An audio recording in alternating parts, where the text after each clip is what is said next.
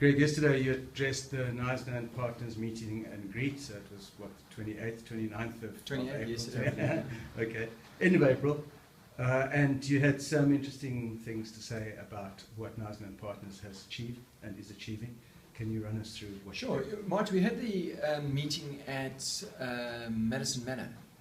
Beautiful place, done new owners, and it's lovely to see the refreshing approach. The welcome included a welcome to 72 new business members of Knysna Partners. Is that non-hospitality members? It's a huge, I think it's the most we've ever had in the history of Knysna.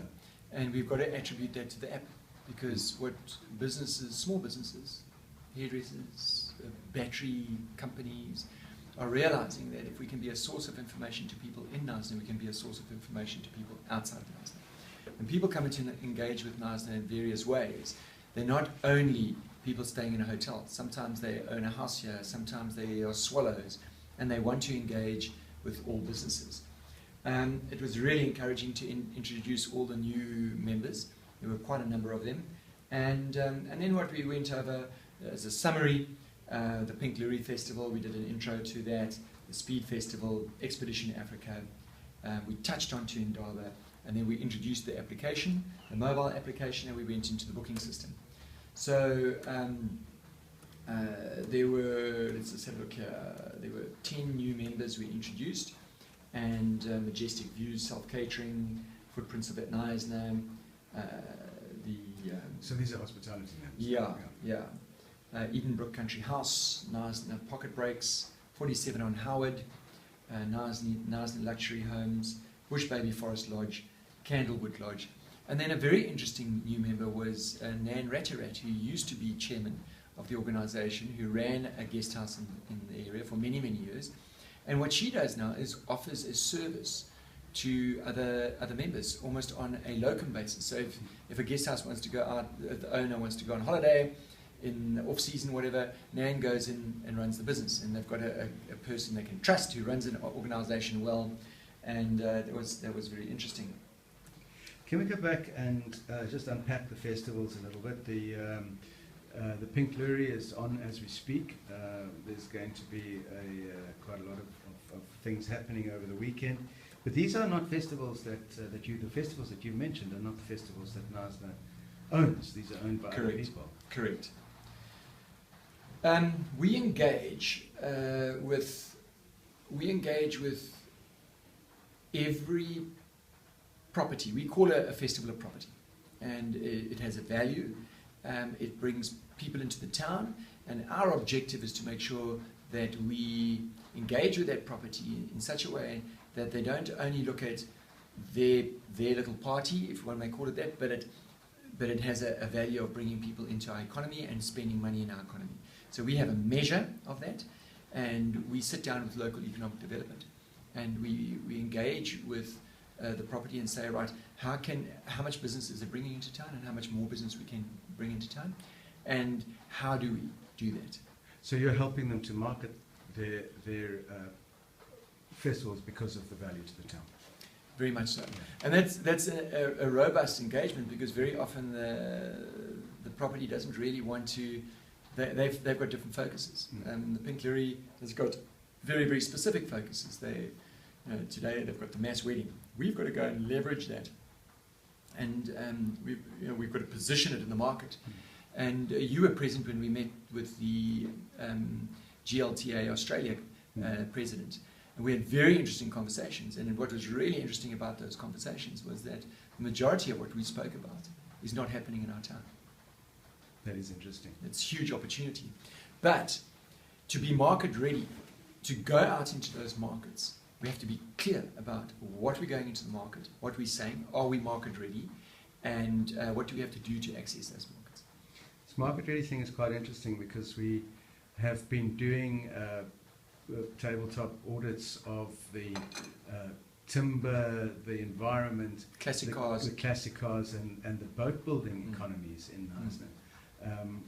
How are we using those to make them? Well, it was interesting, because meeting with Ilse today from Local Economic Development, we've just come out of that meeting, and now you start knitting all of that together. So if we take, when we put out a message, when there's a story in the Knysna Herald about classic cars. The average person sees that article, but the average person does not think that if you had to take the classic car market out of our economy, what is the loss to our economy? Yeah. It's huge. Yeah. There's few people know that we have got the highest collection of classic cars in South Africa, number one. Number two, we've got one of the biggest museums, one of the biggest classic car museums in the country. Three, we've got more than one, I think it is more than one, storage facility. And people don't understand these storage facilities are climate controlled. We've got some of the most advanced or most recognized artisans, restorers, leather, upholstery. I mean, that's technical stuff. And people who've got their little babies and bringing their babies here, that beautiful car of theirs to be restored, they want to know that it's in the best hands. And that's a huge economy. If we go into the boat building economy and we go and look at the drill, and we drill down into all the aspects of boat building, when you write a story for us in the maritime heritage space, saying we've got a maritime heritage, and we write about the boat building, and we then eventually get to our boat builders, few people realize that to go and market to a target market, you have to have that background information. Because when you're buying your product, when that person is spending 7 million rand on a Knysna 500 SE yacht at the Miami boat show, they want to know that we have a history of maritime and that we embody and we embrace the maritime culture. And then also from a tourism perspective, those buyers will probably visit Knysna, most probably visit Knysna to come and see. Not probably. On average, we are seeing that these guys are buying property. Of the last, I think we are now just if we take one of the boat buildings, I know there's Fusion Yacht, I know there's Knysna Boat Company, the yacht company, there's Harvey. But if we just take, I think Knysna Yacht Company is on boat number past 80, close on to 90 now. And the past three buyers have all invested hugely in Knysna. Buying a house, they become a type of a swallow. And in terms of the knowledge economy, they go and do their training here. Well, they're more like a petrol than a swallow because they go over the sea. Yeah. Very interesting profile. When you profile these people, they literally, the Swiss owners bought a house, and they come out here. Why are we doing so well in the knowledge economy space with the academy? Because when they go and do their sailing qualifications in Durban, they're sitting with a whole lot of deckhand quality type of people, 10 of them, and they are sitting at 50 odd years old, and they don't fit in. When they come here, it's like-minded people. They're doing their course at leisure. It's tailor-made for them in the sense that the skipper gets on their boat. They're going doing their training on their boat, and it's just a lovely profile. So when we talk about being market ready and we're talking about stimulating our economy, it extends beyond tourism, but it benefits tourism because these people come out here and do stuff. It benefits the whole economy. And this is why Knysna Partner is no longer Knysna Tourism, because tourism is an integral part of the entire economy. I've got to confess, our chairman, whenever you say the words Knysna Partners, he's saying, come on, is there a better name? But that is stuff that I'm quite happy they deal with. But what we've got to focus on is look at what, by taking on this new approach, look at what it's given us. We've engaged robustly and accessed markets that we've never accessed before. And the squirt lube one is a perfect example. Yeah. Quickly explain that. Well, what we do, and I'm going to try and explain it going beyond squirt lube. If you follow Knysna Yacht Company and the other boats to the boat trade shows that they attend, it's an exhibition, and there's thousands of people going to that exhibition. And those people, when you've got to position that yacht, where's this yacht made? In Knysna. Where's Knysna? Well, it's 500 kilometers from Cape Town. Oh, wow. What's the heritage? Before you sell a boat, you've got to sell the destination. And you've got to tell that buyer that this destination is very special. And you've got to tell them all about it, because ultimately they're going to come and visit this destination. Squirt Lube distribute their products all over Europe and all over the States. Just to be sure we understand, Squirt Lube is a chain lube and other similar products for bicycles. It's a chain lubricant, and it's a environmentally sensitive chain lubricant. Very successful. 90% of the market is in Europe, and it ends up in a bike shop. What we're doing is we're putting a necktie on that, and we're saying, come to Trail Town, South Africa. Why have we used the word Trail Town, South Africa? Because we've claimed it space as the Trail Town of South Africa. We're very proud and excited the fact that Wesgrove followed on from that and said we are the trail capital of Africa. And that enables us to position in the minds of the buyer of that little thing, because they all know what trail towns are. Trail towns are very common in the States. I've mentioned that statistic of 46 million people riding single track in the States in 2001. More people than our population at that time. And the relevance of that is that they understand what a single track is. They understand what a trail town is. They spend money on cycling. And we've now also got an NUE event, an event in the States that will be held here in sort of February, March next year. We're trying to find the date and fit it in to match everyone. But the key things is that we've gone and leapfrogged travel agents, tour operators, we've leapfrogged everyone, got into a market that is, we've got a platform that is so valuable that we're now having conversations with tour operators and saying, do you want to partner us? So my engagement at trade shows is becoming so exciting because we are having a different conversation with our tour operators and travel agents than we were having before. That brings me to my next question, because there has been scuttlebutt. Knysna Tourism's destination, Knysna's destination marketing has fallen away, and I would suspect that is possibly because we no longer have the big return on ego stands that we used to see at World Travel Market and in Durban. You instead are going and sitting on the Wesgrove stand as Knysna's representative. Is our destination marketing falling aside? No, I think it's increasing. Tell me how. The perception of a big stand makes certain people happy because it speaks to probably their space and their perception. But how much business are you actually doing on that stand? Hence the return on ego. Yeah, I'm not going to go there. No, I did. You can. We have to get real and not be shy to ask the question, what is our role? And a business is very clear about what they've got to do. Businesses have got to go and do business.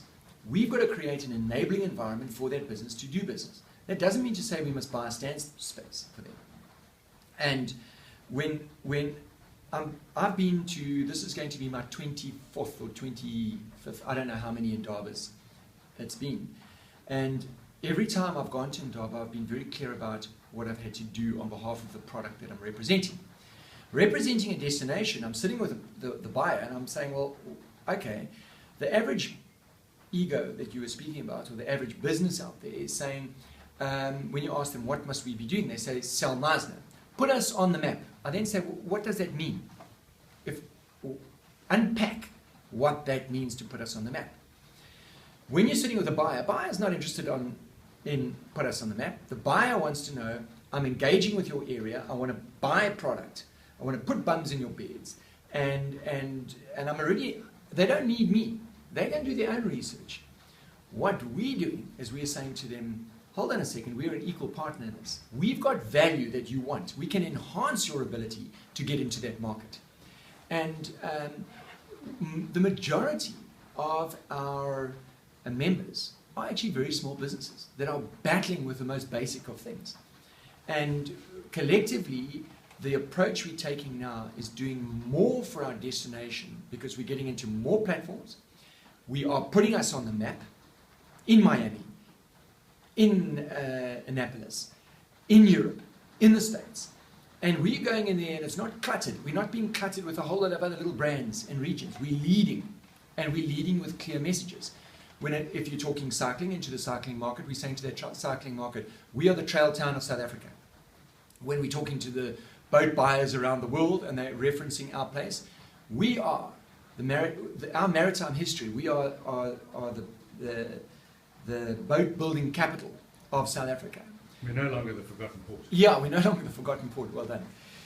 When we're talking about classic cars, we're the home to classic cars. Adventure, we're the home to adventure in South Africa. We have a greater concentration of artisans able to do large wooden boat restoration and construction projects than any other town in South Africa, according to the local. And what's really interesting is the conversation I've just had with Ilse is how do we not lose that? It's a complicated network and spiderweb. If we don't work very, very hard now to revive that, and it's not just a matter of going out there and springing forth words of wisdom and making a whole lot of articles. You've got to deliver on the promise. You cannot go and write nonsense, and that's why us delving. You spoke about that database, and you spoke about, and you described the environment. You described all the various sectors. That is the depth in marketing, destination management, not marketing, destination management. Destination marketing can only take place when you've organised the destination and you're market ready. So, and market ready, part of that market ready is being that is having those databases of what's available. So now to continue the simile or whatever the metaphor, a rising tide floats all boats. How are we floating the domestic market boat? And specifically there, I think I want to ask you to address things like the Pick and Pay Festival, which is town's big annual party. Again, going back to low-hanging fruit, getting back to basics. What is Pick and Pay's strength to us? Fine, they've come in and they've identified our festival as a national event. It's not a local event, it's a national event. They've got a smart shopper database of 6 million plus people. Momentum have got a vitality database of many. Go to anyone who's got a lot of bookings and say... Momentum's a co-sponsor. Momentum are strategic sponsors, yes. Do you know how many people have been getting bookings from the Vitality people? That's interesting. And one guest house came to me yesterday and said 46% of their business is coming from Vitality members. So those databases, that's where you work. You've got access to those. We don't have to go to a travel agent to go and access them. We can put a message directly to them and say, here's our package. P&P travel, Pick and Pay travel. We're engaging with them. You saw our app earlier on, and where there is ticket sales, we're going through that portal because it's giving us access to 6 million people. And the conversion at grassroots level, the member is feeling that already. So, we've looked at the app, and I don't know if you can see it there, but we've looked at the app, and the app has a whole lot of capabilities, and it's a tool. Most people out there are battling to grasp the value of the app as a marketing tool and as an information source. Where do we find the app? What's it called? You go onto any one of your Play stores, whether you're Apple or Android, and you search Garden Route and Kangaroo, and you'll see the little boat insignia, little sailing boat. Click onto that, and you have access to it. There's over 4,000 uploads at the moment. So 4,000 people are carrying this brochure in their pockets. Yeah. Final question that I have, I don't know if you have anything else to add. You mentioned a booking portal. Yes. Can you explain what's happening there? We've got to, no matter what we say, if we go and do a survey out there now and you say, what does Knysna Tourism do for you? What does Knysna Partners do for you? The average person relates that value directly to the amount of bookings they get. And we've failed, over the last 15 or 10 years, we've failed to keep abreast with marketing. We've been working with the likes of Knightsbridge and those people, but the sizzle of the steak, the festival or the event that there is, that awareness we create, and we create millions of rands worth of exposure. It's measured independently. We create millions of rands worth of exposure, and that gets converted through bookings.com and other platforms. So by creating a real-time booking engine, for us, we're able to shape it. It's local. It's got our flavor. We can hybridize it, which we've done. So we've taken the best of all the places of the booking engines, and we've engineered it to suit us. It's got our look, feel. It's ours. It's the members can have say in it. In other words, they can say, look, this is not working. This is working.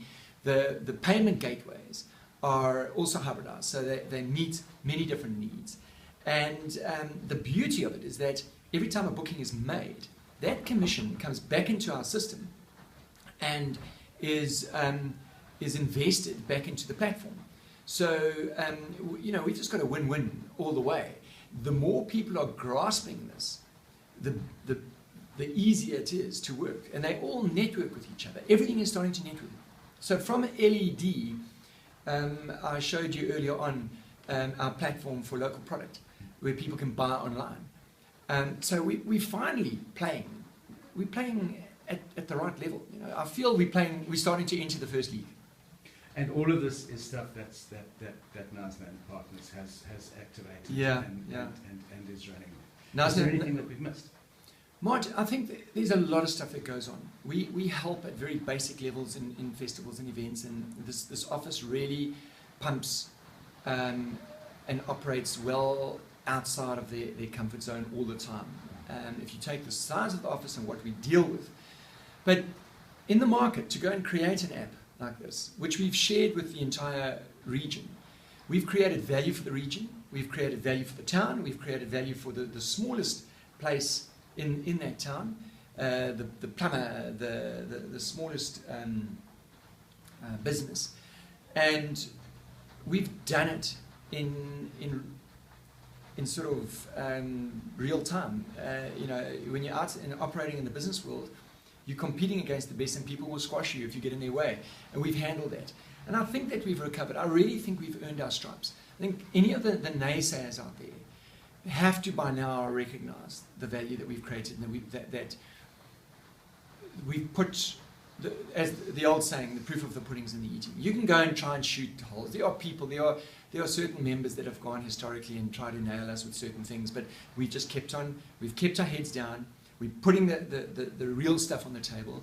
And you summed it up earlier when you said you've got this extravagant thing that looks nice, but how much business are you actually doing on it? We're creating the tools to do real business for our town, and we're looking at the measurement of that effort and saying, how does it translate into business and the economy? Last thing, if anybody wanted to find out more about Knysna, what's the web address that they should use? Visit knysna.co.za. We'll give you access to our website. There's the Pink Foot Forward hashtag for this weekend. Yeah. That's the call to action. Our town has put their pink foot forward to show that we're market ready. The Trail Town, hashtag Trail Town, South Africa. Trail Town SA, that's our cycling hashtag. Watch Expedition Africa, that is our home to adventure strategy.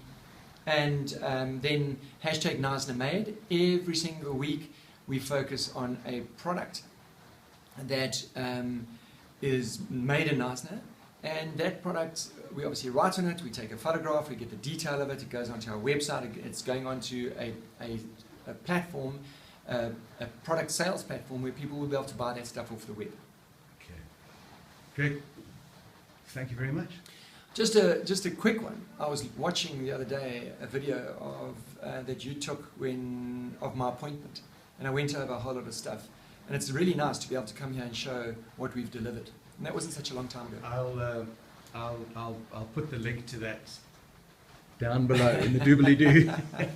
Cool. Thank you. Thank you very much.